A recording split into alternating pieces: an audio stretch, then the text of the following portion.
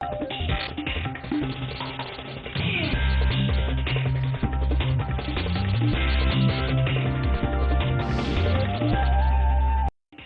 देखिए 24 घंटे 24 reporter 30 minute में हम आपको दिन की हर बड़ी खबर दिखाएंगे।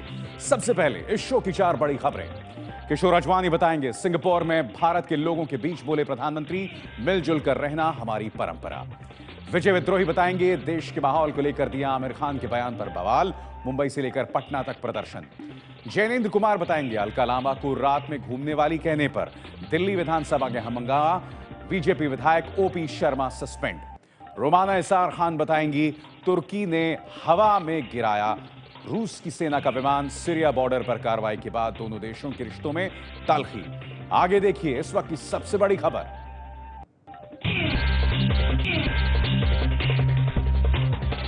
सिंगापुर में भारतीयों के बीच बोले पीएम, मिलजुल कर रहना हमारी परंपरा का हिस्सा। प्रसिद्धि और सिद्धि में बड़ा फर्क। हमारे देशवासी जहां गए वहां वे एक अपनापन की महक लेकर के गए, अपने बनकर के रहे, हर किसी को गले लगा करके रहे और ये सदियों से परंपरा चली आ रही है। इसी संबोधन के साथ ही पीएम मोदी का 4 दिन का मलेशिया और सिंगापुर का दौरा खत्म हो गया। देश में बढ़ती असहिष्णुता के चलते हमारे बच्चे इस देश में सुरक्षित नहीं रह पाएंगे, इसलिए देश छोड़कर जाना चाहिए। ऐसी सलाह मिस्टर परफेक्शनिस्ट कहलाने वाले आमिर खान को उनकी पत्नी किरण ने दी थी और इसी प्रकार का बयान कल आमिर खान ने एक निजी प्रोग्राम के दौरान किया और जिसके चलते आमिर खान को अलग अलग जगहों से होने वाले विरोध का सामना करना पड़ रहा है। हम देख सकते हैं मुंबई में आज हिंदू सेना की द्वारा इसके आमिर खान के वक्तव्य के खिलाफ विरोध प्रदर्शन का इशारा दिया गया और जिसके चलते मुंबई में आमिर खान के कार्टर रोड स्थित इसी फ्रीडावन बंगले के बाहर काफी सुरक्षा बंदोबस्त तैनात किया गया है। पूरे राज्य का माहौल इस वक्तव्य से ना बिगड़ा जाए और साथ ही इस आंदोलन के दौरान यहाँ का माहौल खराब ना हो, इसके बारे में मुंबई पुलिस ने पहले ही कदम उठाए। फिल्म अभिनेता आमिर खान ने देश में बढ़ रही असहनशीलता के मुद्दे पर एक बड़ा बयान दिया है। उनका कहना है कि पहली बार उनकी पत्नी किरण राव ने देश छोड़ने की बात कही। I mean, when I sit at home and talk to Kiran, you know, Kiran and I have lived all our lives in India. For the first time, Kiran says, "Should we move out of India?" Now that's a disastrous and very big statement for Kiran to make to me. She fears for her child. She fears for, you know, what the atmosphere around us will be. She feels scared to open the newspapers every day. So that does indicate that there is a sense of growing disquiet. It's a sense of growing despondency. Aamir Khan ने पुरस्कार वापसी को भी सही ठहराया। उनका कहना है कि पुरस्कार या अवार्ड लौटाना विरोध प्रकट करने का एक तरीका है। आमिर खान के बयान पर मोदी सरकार में वित्त मंत्री अरुण जेटली ने कहा कि अगर कलाकार सोच समझकर बोलता है तो ये अच्छी बात है। दिल्ली में कल जिस कार्यक्रम में आमिर खान ने ये बयान दिया, उसी कार्यक्रम में मोदी सरकार के 3 वरिष्ठ मंत्री अरुण जेटली, वेंकैया नायडू और राजीव प्रताप रूडी भी थे। There are some people who are actively involved and at least involved in the thinking process themselves and would like to react. And I think if it's a seriously thought out view as against just a maverick view, I think it does good to any society. कुछ दिन पहले सम्मान वापसी मुहिम पर अरुण जेटली ने कहा था कि ये गढ़ा हुआ विरोध या गढ़ी हुई क्रांति है, ये बीजेपी के खिलाफ एक वैचारिक असहनशीलता है। आमिर खान के बयान पर सरकार के बचाव में खुलकर उतरी बीजेपी, देश के माहौल पर दी खुली बहस की चुनौती। आइए हम आपसे डिबेट करते हैं कहीं पर भी। आप हमें कन्विंस कर दीजिए कि आज हालात ऐसे हो गए हैं कि भारत के लोगों को भारत छोड़कर कहीं और जाना पड़ेगा या भारत से अच्छा भी कोई देश किसी भारतीय को मिल सकता है। इसके साथ बीजेपी ने आमिर खान के बयान को सिरे से खारिज करते हुए कहा है कि वो डर नहीं रहे हैं बल्कि डरा रहे हैं। शाहनवाज ने टीवी विज्ञापन का हवाला देते हुए चुटकी ली, इस अतुल्य भारत में कोई परेशान नहीं है और अगर परेशानी है तो हिंदुस्तान घूमिए, कोई नहीं चाहता कि ये देश छोड़ के चले जाए। आमिर खान के बयान पर बीजेपी के कई नेताओं ने तीखा हमला बोला है। दिल्ली से बीजेपी की सांसद मीनाक्षी लेखी ने आमिर खान के बयान पर कठोर शब्दों पर प्रतिक्रिया दी है। कितनी बेशर्मी से इजहार करते हैं ये खराब जो व्यापार करते हैं, अगर मिल जाए दाम इनको तो माँ का आंचल भी दागदार करते हैं। बीजेपी सांसद मनोज तिवारी ने कहा कि आमिर खान को माफी मांगनी चाहिए। इतना बड़ा बयान देना और भारत माता को कलंकित कर देना, मैं समझता हूँ इस पे आज नहीं तो कल आमिर खान जी को सोचना पड़ेगा कि उन्होंने कितनी गलत बात की। खान साहब ने जो कही है वो एक हस्बैंड वाइफ के बीच की डिस्कशन है। हम भी कई बार बोलते हैं कि 60-65 जब एज हो जाएंगे, जब इंडिया में हमें लगेगा कि रिटायरमेंट का एज हो गया, हम सैन फ्रांसिस्को शिफ्ट हो जाएंगे। आमिर खान साहब मुझे लगता है किसी साजिश के शिकार हुए हैं। ये आमिर खान साहब के शब्द नहीं हो सकते। और उनकी पत्नी हिंदुस्तान में नहीं रहना चाहती तो क्या तालिबान में रहना चाहती हैं, ईरान में रहना चाहती हैं, इराक में रहना चाहती हैं? आमिर खान के साथ कई फिल्मों में काम कर चुके अभिनेता अनुपम खेर ने आमिर से पूछा कि किस देश में जाना चाहती है उनकी पत्नी। क्या आमिर ने अपनी पत्नी किरण से पूछा है कि वो किस देश में जाना चाहती हैं? क्या तुमने उन्हें बताया कि इसी देश ने तुम्हें आमिर खान बनाया है? अहमदाबाद ईस्ट से बीजेपी के सांसद और अभिनेता परेश रावल ने कहा है कि आमिर के बयान का वो सम्मान करते हैं, लेकिन उन्हें लगता है कि कई लोग साजिश का शिकार होकर ऐसा कह रहे हैं। उनकी भावना को भी हम आदर करते हैं। एक प्लान चल रहा है मलाइन करने का, इमेज टार्निश करने का। फिल्म अभिनेता रजा मुराद ने आमिर का समर्थन किया है, जबकि फिल्म निर्माता अशोक पंडित का कहना है कि जिस देश ने आमिर खान को इतना बड़ा स्टार बनाया, अगर आमिर उसी को छोड़कर जाना चाहते हैं तो कोई उन्हें रोकेगा नहीं। असहनशीलता के मुद्दे पर आमिर खान के बयान का विपक्षी पार्टियों ने समर्थन किया है। कांग्रेस का कहना है कि आमिर खान जैसे अभिनेता अगर कुछ कह रहे हैं तो आप उनकी बात को दरकिनार नहीं कर सकते। आमिर खान का कहना तो विशेषकर इस बात से भी उसको उल्लेख करना चाहिए क्योंकि ये व्यक्ति इस तरह की विरोध की भाषा पहले इसने कभी कही नहीं है, तो वो भी जब इस बात को कहे तो स्वाभाविक है कि लोगों के अंदर में अभी भी एक बेचैनी है और बेचैनी बढ़ती जा रही है। देश में असहिष्णुता का वातावरण है और प्रधानमंत्री को अब समय आ गया है कुछ सख्त कदम उठाने चाहिए। विपक्षी भले ही आमिर खान के साथ सहानुभूति जताते हुए उनका समर्थन कर रहे हों, लेकिन बीजेपी के सांसद महंत आदित्यनाथ ने कहा कि अगर देश में असहनशीलता है तो आमिर देश छोड़कर जा सकते हैं। कथित असहनशीलता के मुद्दे पर बीजेपी नेता कैलाश विजयवर्गीय का बड़ा हमला। कहा, काला धन रखने वाले कर रहे हैं असहिष्णुता के नाम पर देश छोड़ने की बात। सरकार काले धन के खिलाफ कार्रवाई कर रही है। जिन लोगों का काला धन विदेशों में जमा है, घबराहट के कारण वो देश छोड़ना चाहते हैं, तो असहिष्णुता का बहाना लेकर देश छोड़ना चाहते हैं। वहीं AIMIM प्रमुख असदुद्दीन ओवैसी ने कहा है कि हमने कई दंगे देखे हैं, लेकिन भारत हमारा देश है। शिवसेना ने कहा है कि आमिर खान को देश के लोगों ने खूब प्यार दिया, लेकिन उनके बयान को देखकर ऐसा लगता है जैसे हमने सांप को दूध पिलाया है। राहुल गांधी ने कहा, सरकार पता लगाए क्यों परेशान हैं लोग। बीजेपी ने कहा, साजिश में शामिल है कांग्रेस। नसीहत की शक्ल में सरकार पर निशाना साधते हुए राहुल ने ट्वीट किया था, लोगों को क्या परेशान कर रहा है ये समझने के लिए सरकार को लोगों तक पहुंचना चाहिए। डराने धमकाने अपशब्द कहने से देश की समस्या का हल नहीं निकलेगा। इसी के बाद कांग्रेस पर बिफर पड़ी बीजेपी। राहुल गांधी के बयान से ये बात जाहिर हो गई कि देश के अंदर इस देश को बदनाम करने की एक गहरी साजिश चल रही है। दंगे में दाग लिए हुए कांग्रेस भारत के लोगों को टॉलरेंस और इंटॉलरेंस की भाषा न समझाए।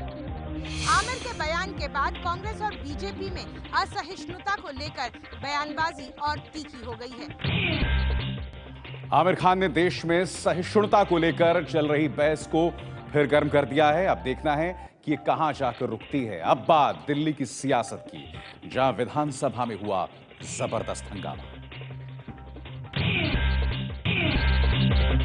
आम आदमी पार्टी विधायक अलका लांबा को रात में घूमने वाली कहने पर दिल्ली विधानसभा में हंगामा। बीजेपी विधायक ओपी शर्मा शुक्रवार तक के लिए सदन से सस्पेंड।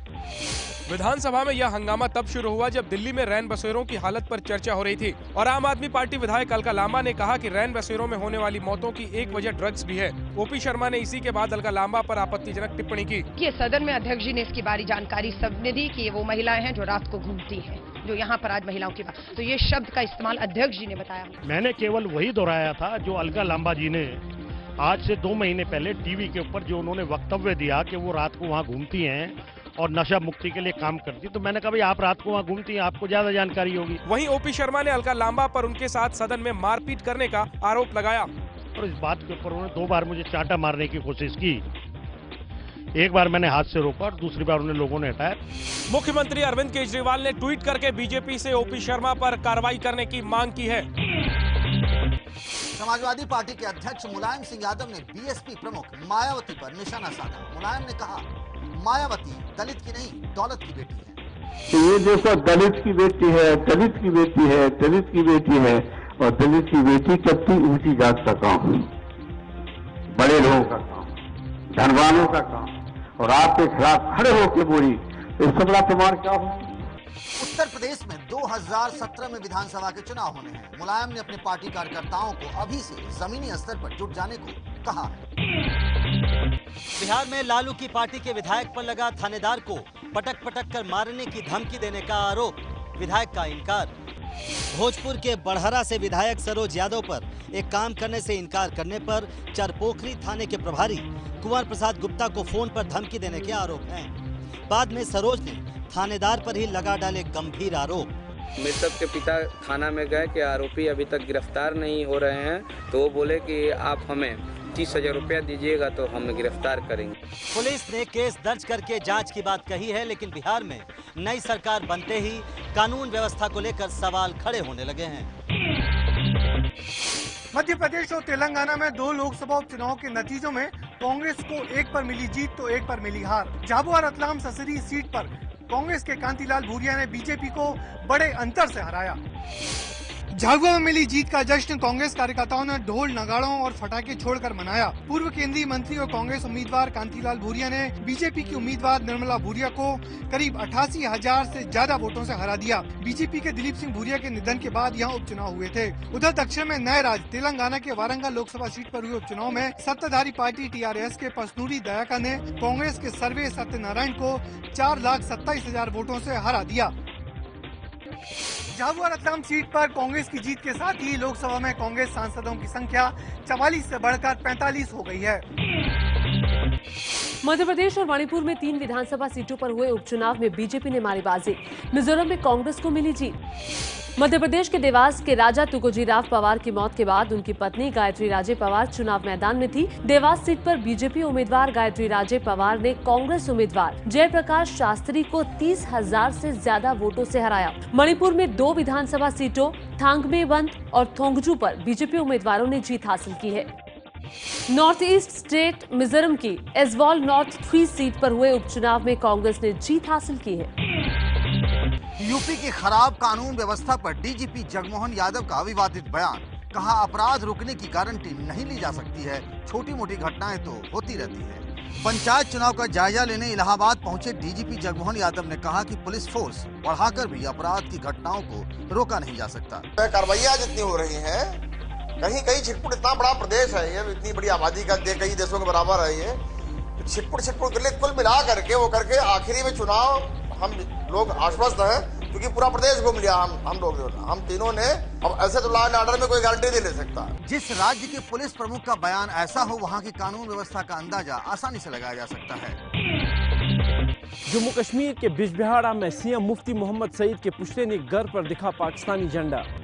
अनंतनाग के बिजबिहाड़ा इलाके में सरकार विरोधी प्रदर्शन के दौरान कुछ लोगों ने कथित रूप से मुख्यमंत्री मुफ्ती मोहम्मद सईद के पुश्तैनी घर में पाकिस्तानी झंडा लगा दिया। कल अनंतनाग के सिलगाम गांव में मुठभेड़ में मारे गए हिजबुल मुजाहिदीन के तीनों मिलिटेंट बिजबिहाड़ा के ही रहने वाले थे और इसी को लेकर इलाके में आज बंद बुलाया गया था। कुपवाड़ा में मिलिटेंट से 13 नवंबर से जारी मुठभेड़ में कल एक अज्ञात मिलिटेंट मारा गया। 17 नवंबर को इसी ऑपरेशन में कर्नल संतोष महादिक शहीद हुए थे। एबीपी न्यूज के ऑपरेशन ब्लैक मनी का असर। कालाधन विदेश भेजने से जुड़े घोटाले में बैंक ऑफ बड़ौदा का एक और चीफ मैनेजर सस्पेंड। दिल्ली में बैंक ऑफ बड़ौदा की संसद मार्ग शाखा में चीफ मैनेजर लर्निंग रहा राकेश अरोड़ा फॉरेक्स इंचार्ज रहा है। इसके साथ ही ऑपरेशन ब्लैक पर कार्रवाई का दायरा बढ़ गया है। 8 अक्टूबर को आपके चैनल एबीपी न्यूज ने खुलासा किया था कि देश के दूसरे सबसे बड़े सरकारी बैंक ऑफ बड़ौदा में 59 कंपनियों के खातों के जरिए 6,000 करोड़ का काला धन हांगकांग भेजा गया था। इस मामले में प्रवर्तन निदेशालय घोटाले में शामिल लोगों की संपत्ति कुर्क करके 2 हफ्ते में पहली चार्जशीट कोर्ट में पेश करेगा। सरकार की नाक के नीचे हुए इस घोटाले में एनफोर्समेंट डायरेक्टरेट ने अब तक 4 लोगों को गिरफ्तार किया है, जबकि सीबीआई 2 लोगों को गिरफ्तार कर चुकी है। छत्तीसगढ़ के रायपुर में अफसर की पत्नी ने कार सीखने के दौरान गार्ड पर ही चढ़ा दी गाड़ी, गार्ड की मौत।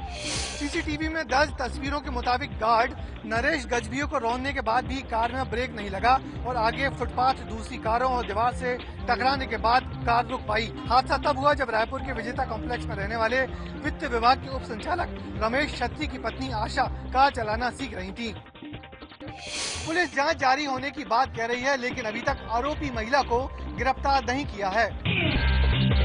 यूपी के अलीगढ़ में बस में सवार लड़के की गर्दन बिजली के खंभे से टकराकर धड़ से अलग हो गई। बारात जा रहा था 14 साल का लड़का आकाश। ये मातम पसरा है अलीगढ़ के गांधी पार्क में रहने वाले 14 साल के आकाश के घर। आकाश अब इस दुनिया में नहीं रहा। आकाश बस से बारात जा रहा था। सड़क पर नगर निगम के खोदे गड्ढे की वजह से ड्राइवर ने बस को बचाकर निकाला। उसी समय आकाश सिर को बस से बाहर निकालकर झांक रहा था। आकाश का सिर बिजली के खंभे से टकराया और धड़ से अलग हो गया। घटना के बाद लोगों ने हंगामा शुरू कर दिया। आकाश के परिजन नगर निगम पर लापरवाही के आरोप लगा रहे हैं। पुलिस हर तरीके से जांच कर रही है। दिल्ली के नरेला से आम आदमी पार्टी के विधायक शरद चौहान को कुछ लोगों ने बीच सड़क पर जमकर पीटा। सड़क पर साइड मांगने पर हुआ था विवाद। दिल्ली के अलीपुर के बकोली गांव के पास से बारात जा रही थी। रास्ते से गुजर रहे आम आदमी पार्टी के विधायक शरद चौहान को जब बारातियों ने रास्ता नहीं दिया तो विधायक के ड्राइवर ने बारातियों से मारपीट शुरू कर दी। लड़की वालों का कहना है कि वो विधायक साहब के हाथ जोड़ते रहे कि उनकी बेटी की शादी होने दें, पर विधायक के लोग गुंडागर्दी करते रहे। बाद में किसी तरह से शादी तो हुई, लेकिन बाराती बिना खाए पिए डर के मारे चले गए। दोनों तरफ के लोगों को चोट आई है। सभी घायलों को अस्पताल में भर्ती कराया गया है। डॉक्टरों का कहना है कि विधायक को ज्यादा चोट नहीं आई है। कश्मीर घाटी में ठंड का प्रकोप जो है वो लगातार बढ़ रहा है और लगातार आज दूसरे दिन पूरा श्रीनगर घने कोहरे की चपेट में है। श्रीनगर का हवाई संपर्क बाकी देश से पूरी तरीके से ठप रहा और कल उड़ने वाली 27 उड़ानों को रद्द करना पड़ा। आज के दिन के लिए भी नोट पे रखा गया है कि अगर मौसम ठीक रहा तो भी फ्लाइट्स यहाँ पे लैंड कर पाएगी। हाईवे पे भी यातायात को नियमित कर दिया गया है और गाड़ियों को अपनी इमरजेंसी लाइट्स ऑन करके चलने और धीरे से चलने की चेतावनी जो है जारी कर दी गई है। मौसम विभाग की माने तो घना कोहरा छाया हुआ है। ये बुधवार के बाद ही छटना शुरू हो जाएगा, यानी अगले 48 घंटों तक समूचे उत्तर भारत में ठंड का प्रकोप और बढ़ेगा। भारत और दक्षिण अफ्रीका के बीच तीसरा टेस्ट मैच कल से नागपुर में खेला जाएगा। सीरीज जीतने के लिए उतरेगी टीम इंडिया। आज दोनों ही टीम के खिलाड़ियों ने नेट में जमकर पसीना बहाया।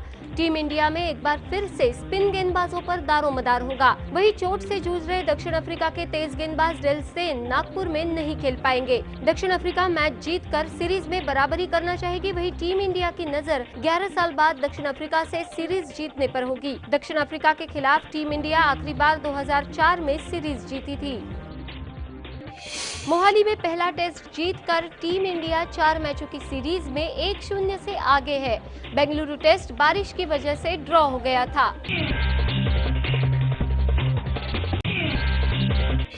आईएस के खिलाफ चल रहे अंतर्राष्ट्रीय अभियान से आज एक नया अंतर्राष्ट्रीय संकट पैदा हो गया है।